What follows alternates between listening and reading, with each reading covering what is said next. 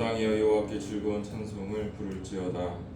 기쁨으로 여호와를 섬기며 노래하면서 그의 앞에 나아갈지어다. 아멘. 오늘 예배에 참여하신 계동교회 모든 성도님들에게 하나님의 위로와 평안이 가득하시기를 예수님의 이름으로 기도합니다. 아멘. 찬송가 38장 함께 하겠습니다.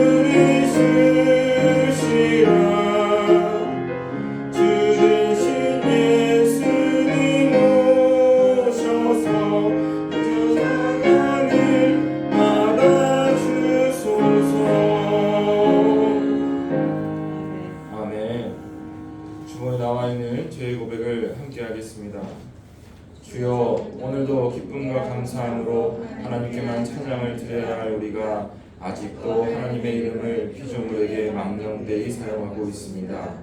우리의 죄를 용서하여 주옵소서. 항상 기뻐하고 쉬지 말고 기도하며 범사에 감사해야 할 우리의 입술은 오늘도 여전히 원망과 불평을 쏟아내고 있습니다. 우리를 불쌍히 여기시고 우리의 죄를 용서하여 주옵소서. 이제 우리의 삶이 어떤 환경에 처하더라도 여호와 하나님만을 찬양하게 하옵소서. 예수 그리스도의 이름으로 기도드립니다. 아멘. 오늘 하나님께서 우리에게 주시는 용서의 말씀입니다. 주 여호와께서 이같이 말씀하셨느니라. 나 곧 내가 내 양을 찾고 찾되 그 잃어버린 자를 내가 찾으며 쫓기는 자를 내가 돌아오게 하며 상한 자를 내가 싸매주며 병든 자를 내가 강하게 하려니와 살찐 자와 강한 자는 내가 없애고 정의대로 그것들을 먹이리라. 아멘. 주여 주여 우리를 불쌍히 여기소서. 그리스도여 그리스도여 우리를 불쌍히 여기소서. 주여 주여 우리를 불쌍히 여기소서. 교동문 44번입니다. 온 땅이여 여호와께 즐거운 찬송을 부를지어다. 기쁨으로 여호와를 섬기며 노래하면서 그의 앞에 나아갈지어다. 여호와가 우리 하나님이신 줄 너희는 알지어다. 그는 우리를 지으시니요 우리는 그의 것이니 그의 백성이요 그의 기르시는 양이로다. 감사함으로 그의 문에 들어가며 찬송함으로 그의 궁정에 들어가서 그에게 감사하며 그의 이름을 찬송할지어다. 여호와는 선하시니 그의 인자하심이 영원하고 그의 천출하심이 이르게 이르리로다. 아멘. 사도신경으로 신앙 고백하시겠습니다. 전능하사 천지를 만드신 하나님 아버지를 내가 믿사오며 그의 아들 우리 주 예수 그리스도를 믿사오니 이는 성령으로 잉태하사 동정녀 마리아에게 나시고 본디오 빌라도에게 고난을 받으사 십자가에 못 박혀 죽으시고 장사한 지 사흘 만에 죽은 자 가운데서 다시 살아나시며 하늘에 오르사 전능하신 하나님 편에 앉아 계시다가 저희로서 산자와 죽은 자를 심판하러 오시리라. 성령을 믿사오며 거룩한 공예와 성도가 서로 교통하는 것과 죄를 사하여 주시는 것과 몸이 다시 사는 것과 영원히 사는 것을 믿사옵나이다. 아멘.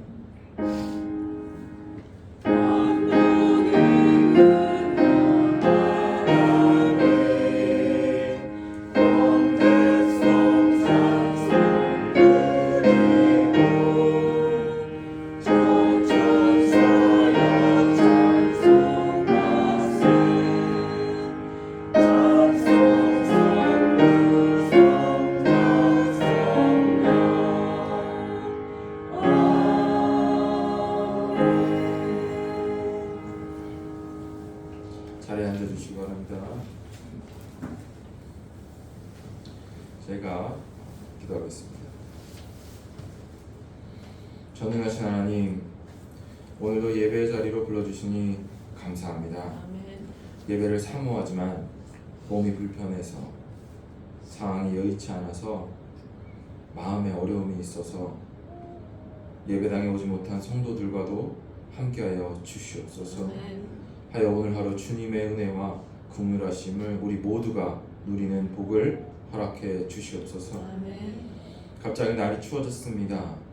연로하신 성도님들을 보호하셔서 건강이 상하는 일이 없게 하시고 실외에서 일하는 성도님들 지켜주셔서 육신의 어려움에 놓이지 않게 하여 주시옵소서. 아멘. 아이와 청소년들의 오가는 길을 인도하시고 모든 계동의 성도들을 돌보셔서 평범한 일상이 무너지는 일이 없게 하여 주시옵소서. 아멘. 세계 각처에서 전쟁과 재난과 기근으로 인해 고통받는 이들이 있습니다. 그들을 위해 중보하는 우리가 되게 하시고 국내의 여러 취약계층을 찾아서 돕는 우리가 되게 하셔서 이 추위가 매섭지만 따뜻한 겨울을 함께 보내게 하여 주시옵소서. 아멘. 오늘 예배와 일상 교회를 섬기는 손길들이 있습니다. 능력의 오른손으로 각자의 머리에 안수하셔서 복을 누리게 하여 주시옵소서. 아멘. 특별히 출타 중이신 우리 황건원 담임 목사님의 여정에 함께 하셔서 아멘. 영과 육을 보호하시고 언제 어디서든 하나님의 은혜를 베푸는 주의 종이 되게 하여 주시옵소서. 아멘. 이 예배를 받으시고 저희와 함께 이 자리에 이 예배에 임재하시기를 우리 주 예수 그리스도의 이름으로 기도드립니다. 아멘. 아멘. 하늘에 계신 우리 아버지여, 이름이 거룩히 여김을 받으시오며 나라가 임하시오며 뜻이 하늘에서 이루어진 것 같이 땅에서도 이루어지이다. 오늘 우리에게 일용할 양식을 주셨고 우리가 우리에게 죄 지은 자를 사하여 준 것 같이 우리의 죄를 사하여 주시옵고 우리를 시험에 들게 하지 마시옵고 다만 악에서 구하시옵소서. 나라와 권세와 영광이 아버지께 영원히 있사옵나이다. 아멘. 오늘 이 아침 우리에게 주시는 하나님의 말씀입니다.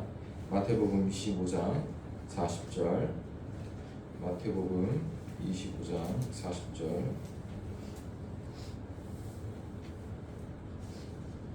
제가 봉독하겠습니다. 임금이 대답하여 이르시되 내가 진실로 너희에게 이르노니 너희가 여기 내 형제 중에 지극히 작은 자 하나에게 한 것이 곧 내게 한 것이니라 하시고. 아멘. 아멘. 찬송가 96장 함께 하겠습니다.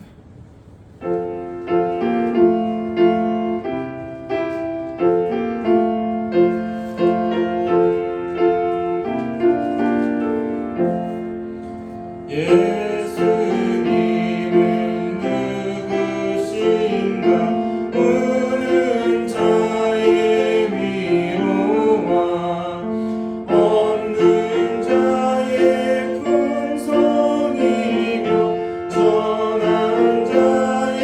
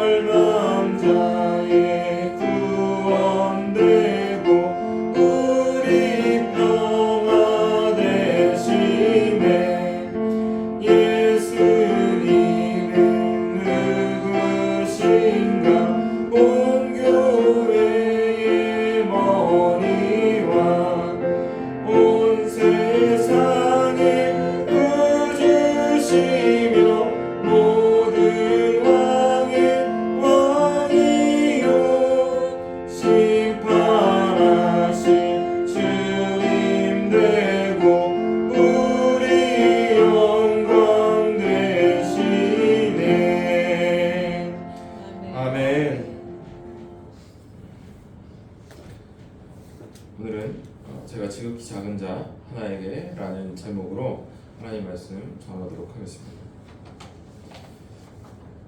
그 말씀 전하기 전에 제가 인사하는데 이렇게 손 한번 들어주실래요? 이렇게. 네. 이렇게 안쪽으로, 바깥쪽으로 흔들면서 인사하겠습니다. 샬롬 샬롬.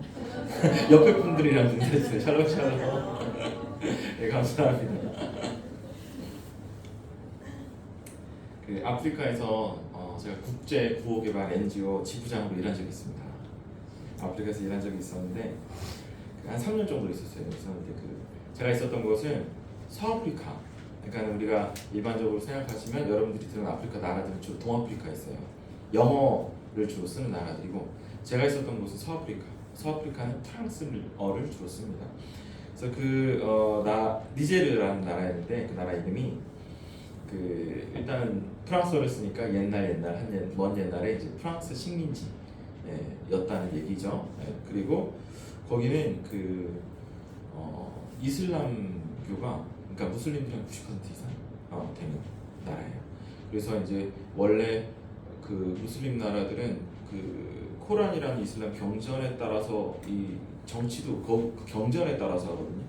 그런데 이제 최근에는 경전이랑 정치랑 좀 이제 분리를 한 그건 이제 세속국가라고 하는데 그런 이제 세속국가가 된 지 얼마 안 된 나라입니다. 니제르는 한 20년 정도 됐나 30년 정도 됐어요. 동쪽으로는 이름 들어보셨는지 모르겠는데 차드라는 나라가 있고 니제르라는 나라 서쪽에는 말리라는 나라랑 서로 이제 국경을 좀 맞대고 있습니다. 그래서 그리고 아프리카의 지도가 보시면 이렇게 돼 있거든요. 이렇게 돼 있는데 요 가운데 딱 버티고 있는 게 이제 사하라 사막이 있어요. 그리고 사하라 사막 좀 밑에 사헬 사막이라고 있는데 이 나라가 니제르라는 나라가 아까 말씀드린 말리랑 차드라는 나라는 요 사막에 땅 이렇게 있는 나라예요. 그리고 요 동쪽 끝에 있는 게 수단 들어오셨죠? 네, 수단 남수단이 거기 있고 그 옆에 이제 에티오피아 이렇게 있습니다. 그래서 그런 사하라 사막에 위치한 나라였어요. 아무것도 없는 황량한 사하라 사막이 국토의 80%고 그리고 이제 좀 자갈이랑 돌멩이 같은 게 이제 굴러다니는 사헬 사막이 20%예요. 아무것도 없습니다. 아무것도 진짜 거기. 이 나라 사람들은 뭘 먹고 살까요?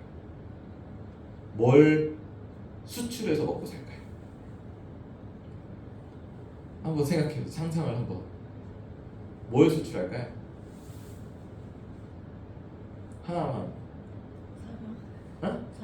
사람을 수출하면 좋은데 좀 이렇게 수출할 정도까지는 안 돼서 거기는 제일 저도 이제 처음 갔을 때 뭘 먹고 사나 이 사람들은 진짜 이거 어떻게 해야 되나.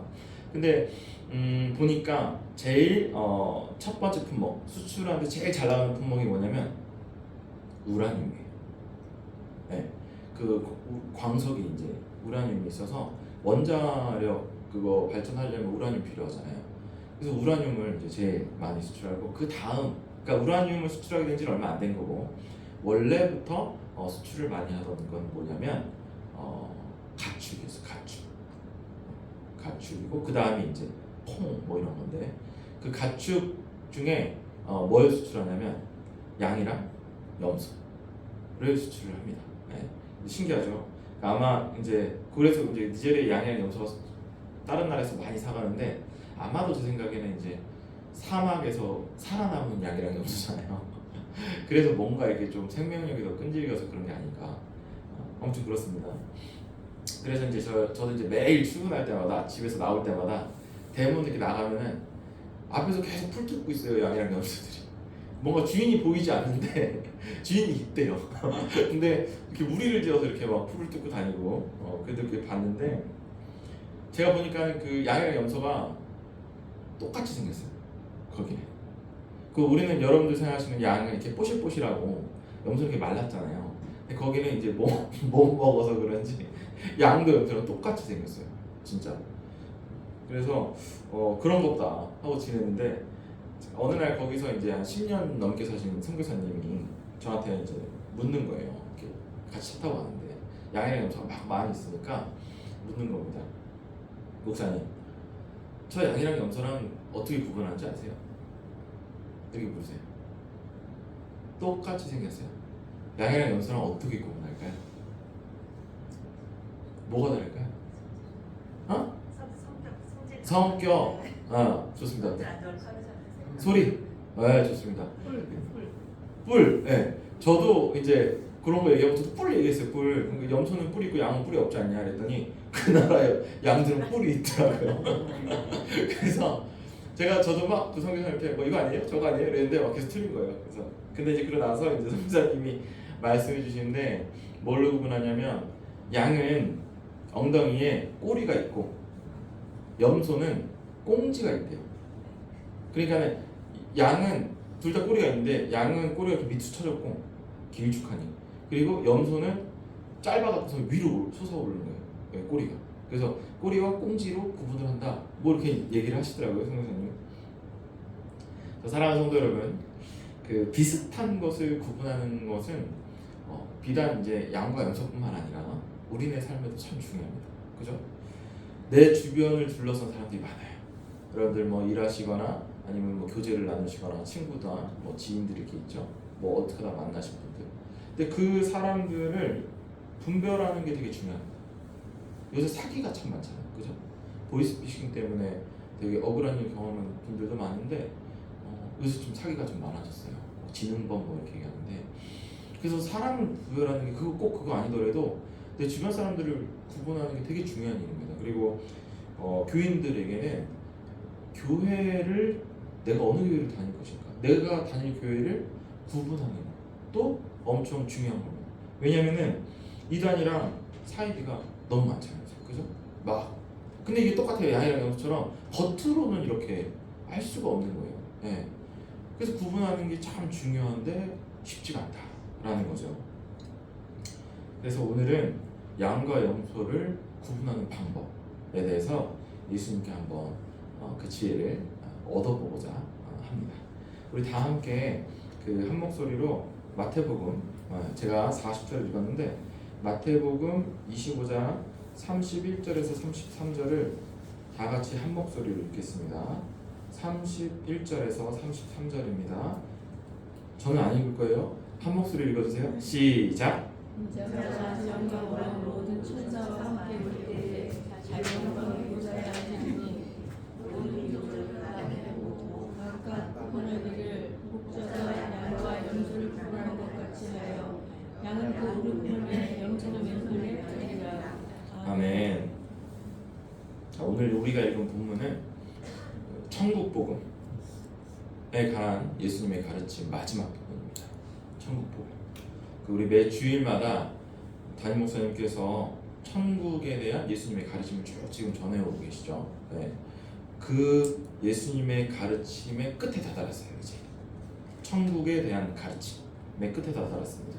이 말씀 마지막으로 예수님께서는 제자들의 발을 씻기시고 이제 마지막 식사를 하세요.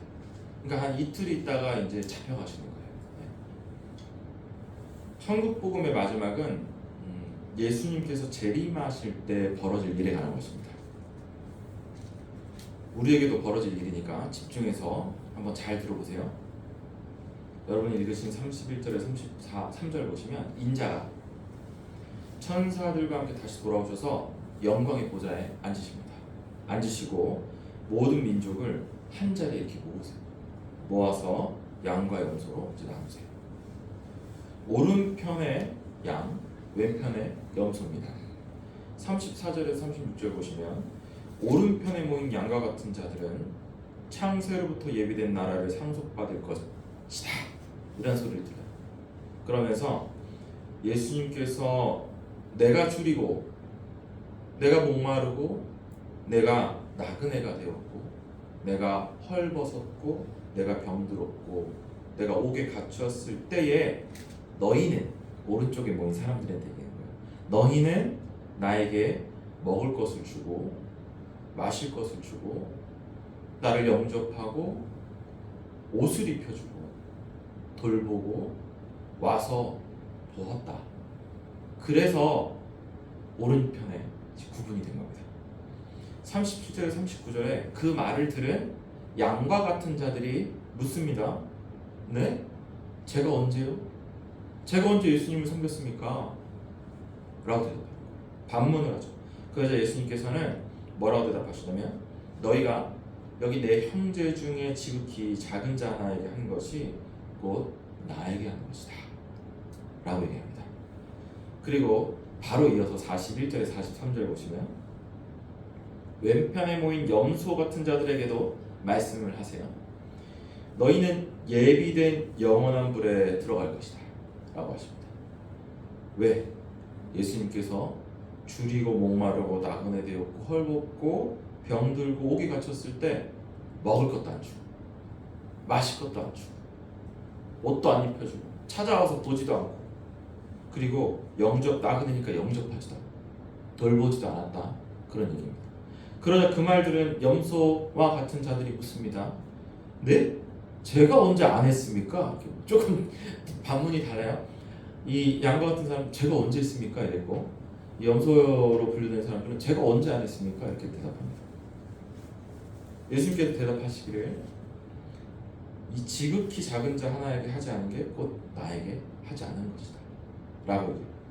결론적으로는 의인이 아닌 자들은 영벌에 들어가고 의인인 자들은 영생에 들어갈 것이다 라고 대답을 하시죠. 이 일은 예수님께서 재림하실 때에 우리에게도 벌어질 일입니다.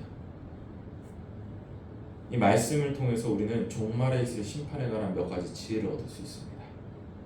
첫 번째는 심판에는 기준이 있습니다. 기준. 그 기준은 뭐냐면 예수님을 섬겼는가입니다.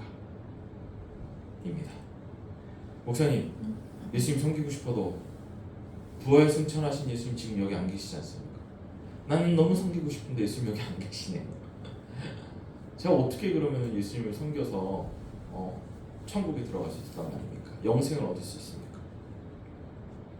지극히 작은 자를 섬기면 나를 섬긴 것으로 여겨주겠다라고 예수님 말씀하셨잖아요. 예수님 지금 여기 안 계시고 부활승천하셨고 성령께서 우리와 함께 하시지만 지극히 작은 자를 섬기면 나를 섬긴 걸로 해주겠다 이렇게 말씀하셨습니다. 사랑하는 성도 여러분, 지극히 작은 자를 섬기고 계십니까? 이 부분에서 우리가 주의해야 될 것이 있습니다.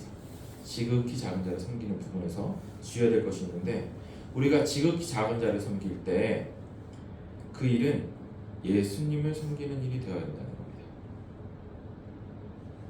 왜냐? 심판의 기준은 내가 지극히 작은 자를 섬겼냐 아니냐 그게 아니에요. 지극히 작은 자를 섬겼냐 아니냐가 아니라 예수님을 섬겼냐 아니냐거든요. 그러면 지극히 작은 자를 섬기는 일이 예수님을 섬기는 일이 되려면 어떻게 해야 될까? 지극히 작은 자를 섬기실 때 섬김의 대가를 그 사람에게 눈꽃만큼도 바라시면 안 됩니다. 그게 내가 실제로 섬기는 건 사람이지만 본질적으로는 예수님을 섬기는 일이 되는 거예요. 아무것도 기대하지 않고 섬기는 거예요. 아무리 그래도 인지상정상 말이야. 내가 이렇게까지 했는데 어떻게 고맙다는 말이 한마디가 없어. 내가 뭘 바라고 한 건 아니지만 어떻게 맡겨둔 거 찾아가는 사람처럼 저래. 그런 마음 들 수 있잖아요. 내가 지극히 작은 자를 섬기는 거는 표면상으로는 그 사람을 섬기는 거지만 본질적으로는 예수님을 섬기는 일, 그 일이 되려면 우리는 그 사람에게 아무것도 기대하시면 안 됩니다. 왜? 나는 그 사람을 섬긴 게 아니라 예수님을 섬긴 거. 그렇기 때문에 그렇습니다. 그러므로 사랑하는 성도 여러분, 지극히 작은 자를 섬기실 때 그에게 대가를 혹은 그녀에게 대가를 기대하지 말고 무조건으로 섬기시기를 주님의 이름으로 축원합니다. 하나님의 사랑은 unconditional love, 무조건의 사랑입니다. 두 번째 지혜는 지극히 작은 자는 취약한 상황에 처한 누구나라는 취약한 상황에 처한 누구나라는 것입니다. 지극히 작은 자를 섬겨야지 하면은 우리 생각에는 특정한 어떤 사람들로 생각합니다. 어떤 사람들, 특정한 어느 사람들. 근데 그 특정한 어느 사람들은 이 지극히 작은 자들은 정해져 있는 게 아닙니다. 어제는 어떤 사람이 배부르고 목마르고 잘 입고 어제는 배부르고 주인이었고 그리고 잘 입고 건강하고 멀쩡한 사람이 있을지라도 그 사람이 오늘은 줄이고 목마르고 나그네 되고 헐벗고 병들고 옥에 갇힐 수도 있습니다. 사람이라는 게 그렇잖아요. 인생이 오늘은 내가 줄이고 목마르고 헐벗고 아프고 옥에 갇혔지만 내일은 배부르고 주인이 되고 잘 입고 건강하고 또 멀쩡한 사람이 될 수도 있는 겁니다. 쉽게 말해서 누구나 어제는 부자였지만 오늘 망할 수도 있는 거고 어제는 실패한 사람이었지만 오늘은 성공한 사람이 될 수도 있는 겁니다. 그래서 내가 어떤 사람들을 계속해서 지극히 작은 자로 생각하고 아이고 안 됐네 뭐 이를테면은 가난하니까 계속 아프니까 안 됐네 라고 해서 이 지극히 작은 자를 이 사람이다 라고 생각하고 이 사람이 지극히 작은 자다 라고 생각하고 그 사람만 계속 불쌍하게 여기서 그런 눈을 갖고 선입견을 갖고 그 사람 계속 대하면서 내가 이 사람을 섬겨야지 이 사람을 섬겨야지 하면 그 누군가 나의 도움을 받은 그 누군가가 내가 주는 섬김을 감사함으로 받겠습니까? 그리고 입장을 한번 바꿔서 생각해보세요. 누가 내가 힘들고 어려운 건 맞는데 누가 나를 계속 그런 사람으로만 봐요. 그리고 계속 그런 생각이 변하지가 않아. 그러면서 아이고 안 됐네 이러면서 나를 돕는 거. 근데 기분이 좋겠냐고요. 도움 받는 건 받는 거지만 반대로 내가 보기에 저 사람은 좀 도움이 필요한 것 같지 않아. 지금 잠깐 힘든 거지 저 사람은 도움이 필요한 것 같지 않은데 그렇게 생각해서 그 사람이 어려움에 처했을 때 돕지 않으면 내가 하는 섬김은 도대체 누구를 위한 섬김입니까? 그 사람들을 위한 섬김인가? 나를 위한 섬김입니까? 나조차고 사람을 돕는 건지 그런 생각이 든다는 거죠. 권력자가 되었건 부자가 되었건 여러분 누구나 어려운 때가 있습니다. 어려운 부분이 있습니다. 가난하고 힘이 없어도 자존감이라는 게 있습니다. 그리고 그 사람도 좋을 때가 있는 거예요. 인생에. 그러므로 사랑하는 성도 여러분 지극히 작은 자를 섬기실 때 도움의 대상을 정해놓지 말고 선입견 갖고 그렇게 하시지 말고 어려운 상황에 처했나? 이 사람 지금 어려운 상황에 처한 건가? 그걸로만 판단하시기를 주님의 이름으로 축원합니다. 대속물로 십자가에 오르신 예수님의 공로는 모든 사람에게 은혜를 주어진 겁니다. 특정한 어떤 사람들, 불쌍한 사람들이 아니라 모든 사람한테 주어진 거예요.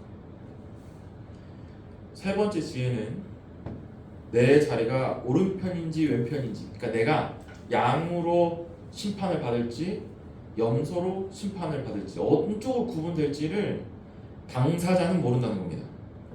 이 심판의 날 당사자는 몰라요.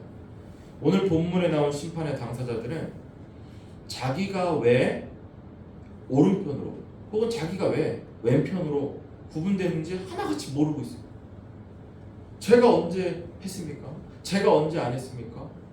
모르는 거예요. 지금 예수님께서 이유를 설명해 주셔도 몰라. 지극히 작은 자 하나에게 한 게 내게 한 거다라고 말하실 줄은 꿈에도 몰랐죠.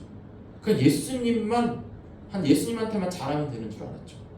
어떻게 예수님이 지극히 작은 다른 사람한테 한 것까지 생각하고 계실 줄로 알았겠습니까?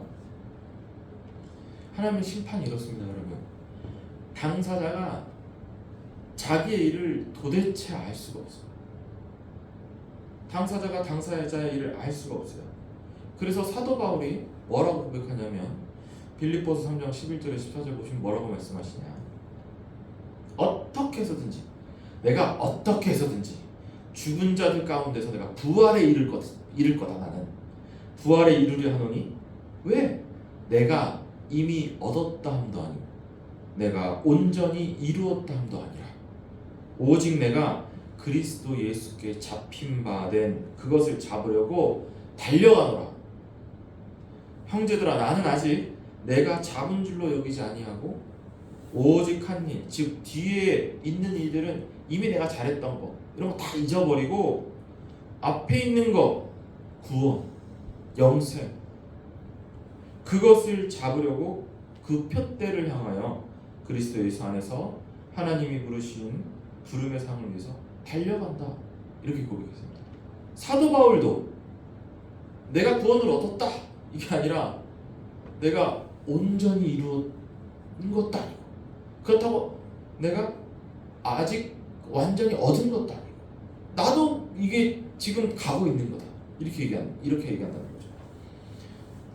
왜냐 사도 바울도 그걸 자기가 온전히 얻었는지 이루었는지 알 수가 없어서 표대를 향해 잡으려고 달려간다 이렇게 얘기를 하는데 사도 바울도 그렇게 얘기하는데 왼편에 선 사람처럼 나는 이 정도 했으니까 오른편에 들어가겠지 혹은 오른편에 선 사람처럼 나는 너무나도 한 게 없어서 왼편에 들어가겠지 그게 양쪽 다 여러분 의미가 없는 겁니다. 의미가 내가 오른편에 들어갈지 왼편에 들어갈지 이거는 하나님만 아시기 때문에 당사자는 당최 알 수가 없는 겁니다. 그러므로 사랑하는 성도 여러분 지극히 작은 자를 섬기실 때 우리 너무 교만하거나 너무 자만하지 말고 자랑하지 말고 겸손함으로 하십시오. 하나님의 일은 확신과 내 능력으로 하는 것이 아니라 두려움과 떨림으로 이루어가는 일인 줄로 믿습니다. 따라하실까요? 지극히 작은 자에게. 제가 아프리카에서 일할 때 있었던 일 하나 얘기 드리고 이제 말씀 마무리하려고 합니다. 저희 단체가 그때 마을을 한 8개 정도 이렇게 돕고 있었어요. 8마을 정도. 이렇게 완전히 전체로 다 돕는 거 말고 이렇게 부분 돕는 것까지 하면 12개 마을이고 그러니까 한 10,000명이 넘었어요. 저희가 이제 돕는 그 현지인들이 10,000명이 넘었는데 이제 일이 잘 돼서 이 돕는 마을을 좀 새로 늘리고 싶어갖고 이제 우리 그러니까 직원들이 현지인들이에요. 그러니까 한국 사람은 저하고 이렇게 한 명 더 있었고 저희 직원이 한 4-50명 되는데 나머지 다 현지인들이었습니다. 이제 현지인들 직원들이 이제 후보가 되는 마음, 도울 수 있는 마음 이렇게 몇 개를 선정을 해갖고 이제 제가 그 마을 사람들 만나러 갔어요. 이제 만나러 가는 거죠. 새롭게 도울 마을을 정하려고 가는 겁니다. 내심 제 안에는 우리 단체가 이 마을을 이제 당신들 돕겠습니다 이렇게 하면 마을 사람들이 좋아하겠지, 우리가 가면 우리를 환영하겠지 이런 생각을 했단 말이에요. 내심 기쁜 마음을 가지러 좋은 일이니까 기쁜 마음을 갖고 갔어요. 갔는데 그 마을 지도자분들이랑 공청회를 하는데 저희가 이제 우리는 이런 일을 하는 사람이고 그래서 여러분 어느 마을들을 이렇게 돕고 있고 그래서 이제는 이제 조금 넓혀서 여러분들 도우려고 합니다. 왔습니다. 그랬더니 감사합니다, 고맙습니다, 환영합니다 이럴 것을 예상하잖아요. 근데 그렇게 안 하고 뭐라고 하시냐면 니네 단체에서 우리 마을 돕고 싶으면 그러니까 여기 와서 니네가 우리 마을 사람들이랑 애들도 돕고 뭐 이러고 싶으면 요런 요구 조건이 있으니까 그거를 들어주라. 저한테 그 길을 깔아달라고 하더라고요. 그러니까 그 뭐냐면 그 내용 중에 하나가 그런 거였어요. 거기는 이 아스팔트로 깔린 도로가 하나. 그러니까 국도가 1번밖에 없어요. 그 나라는 1번밖에 없어서 저희가 이제 마을을 가려고 하면 저는 수도에 살았는데 마을 가려고 하면 차 타고 한 3-4시간 가요. 이제 2-3시간 가요. 이렇게 가서 그러니까 아스팔트 길은 뭐 1시간 반 정도 가는데 그 다음에 마을을 들어가려면 생각해보세요. 이렇게 길이 이렇게 나 있는데 여기 다 사막이 안 보여요. 지평선이 보여요. 지평선이. 우리나라에서 보기 힘든 거죠. 딱 보면은 그 땅으로만 이렇게 아무것도 없이 땅으로만 이렇게 지평선이 일자로 딱 가 있어요. 하늘이랑 땅이랑 맞붙어 있는데 근데 아무것도 없어요. 아무것도 없는데 이제 어느 순간 저희 이제 기사분이 계셨어요. 현지인 기사분이 내비게이션이 없으니까 거기는 그 길을 아시는 분이 기사를 해주셔야 되는데 그분이 이렇게 한참 가다가 아스팔트 가다가 갑자기 휙 하고 들어가요. 어디로? 사막에 그냥 아무것도 없는데 휙 들어가서 거기서 1시간을 막 가요. 이렇게 저렇게 가요 막. 네. 그럼 마을이 나타나요. 저는 떠날 때까지도 그게 너무 신기했어요. 어떻게 알고 가는 거지? 네. 근데 아무튼 이제 그렇게 막 가요. 그러니까 이 사람들이 얘기한 건 뭐냐면 이 아스팔트에서 자기네 마을까지 들어오는 길이 울퉁불퉁 5%니까 마을 사람들 왔다 가기 힘들잖아요. 힘드니까 거기까지 들어오는 길을 깔아달라는 거예요. 자기네 마을까지. 근데 아무리 제가 NGO 지부장이긴 하지만 무슨 시장님도 아니고 길을 어떻게 깔아줍니까? 그죠? 네. 그것부터 시작해갖고 뭐 이것저것 많이 있었어요. 네. 그거 막 얘기를 하더라고요. 그러더니 뭐라고 얘기하냐면 요거는 뭐 우리 지금 요구 조건 들어주지 않으면 너네는 우리 마을에서 일할 수 없다. 왜? 니네 말고도 우리 마을 돕겠다고 오늘은 단체 많다. 이러는 거예요. 네. 생각한 거랑 너무 다르잖아요. 그죠? 황당했습니다. 황당했어요. 제가 일했던 나라는 지금도 만성기근으로 유명한 나라예요. 국제사회에서. 지금도 굶어 죽는 사람들이 있어요. 많아요. 네. 애들이 막 굶어 죽는단 말이에요. 지금도. 먹을 게 없어. 그래서 경제 지표나 교육 지표나 보건 지표 이런 것들이 다 열악한 곳이에요. 그 나라는. 그래서 당연히 도와주려고 가면은 좋아할 거라고 생각했는데 현실은 딱히 그렇지 않았어요. 좀 까다로웠어요. 그들은 이렇게 보면 당연히 도움이 필요한 지극히 작은 자로 보였어요. 아무거나 아무렇게나 주면 감사합니다 라고 당연히 받아야 되는 대상들이 아니었습니다. 이름이 있고 얼굴이 있고 자존심 있고 인격이 있는 사람이었어요. 사람. 그 지극히 작은 자들. 그렇게 우리가 지극히 작은 자로 보는 그 사람들은 사람입니다. 사랑하는 성도 여러분, 지극히 작은 자를 섬기는 일은 매우 조심스러운 일입니다. 상당한 공을 들여야 되는 일입니다. 뜻이 좋다고 다 그게 되는 게 아니에요. 그래서 첫 번째, 대가를 바라지 않고 예수님을 섬기는 일이 되어야 하는 줄로 믿습니다. 그래서 선입견 없이 어려운 상황에 처한 모두를 대상으로 해야 되는 일인 줄로 믿습니다. 마지막으로 자랑이 아니라 두려움과 떨림으로 해야 하는 일인 줄로 믿습니다.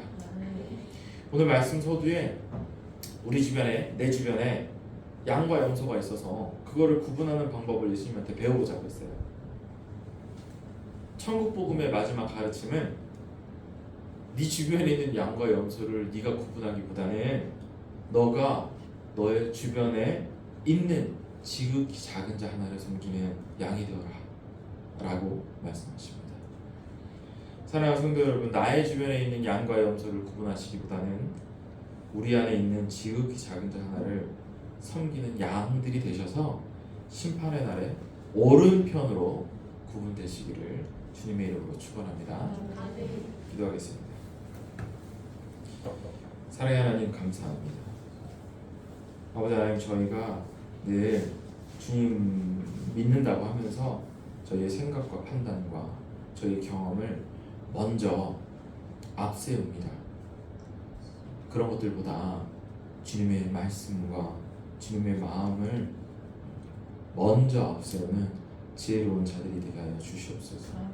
하여 저희가 지극히 작은 자를 돕는 그 일들이 예수님을 돕는, 예수님을 섬기는 그러한 일이 되게 하여 주시옵소서. 예수님의 이름으로 간절히 기도합니다. 아멘. 다 자리에서 일어나셔서 봉헌송 함께 합니다.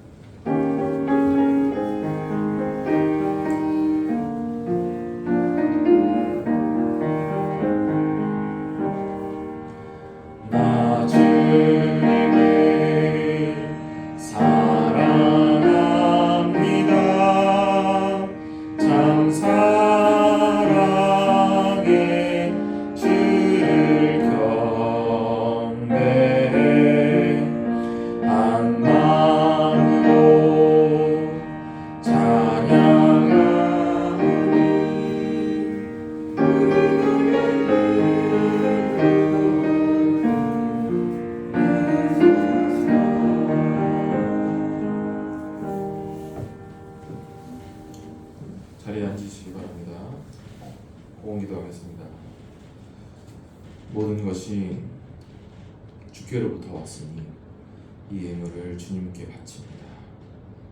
하나님 기뻐 흠양하시고 이 예물들이 하나님의 나라와 의를 위하여 쓰임받게 하여 주시옵소서.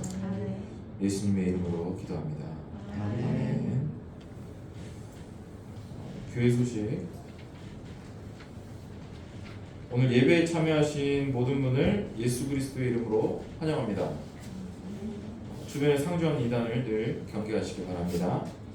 우리 그 교회 소식란에 있는 전도 다 같이 따라 읽겠습니다. 나는 성령님의 권능을 받아 가족과 이웃 그리고 땅 끝에 사는 사람에게 복음을 전하겠습니다. 아멘. 나머지 교회 소식은 주보에 남아 있는 것을 참고해 주시기 바랍니다. 자, 다 자리에서 일어나셔서 감사의 파송의 노래 함께 하겠습니다.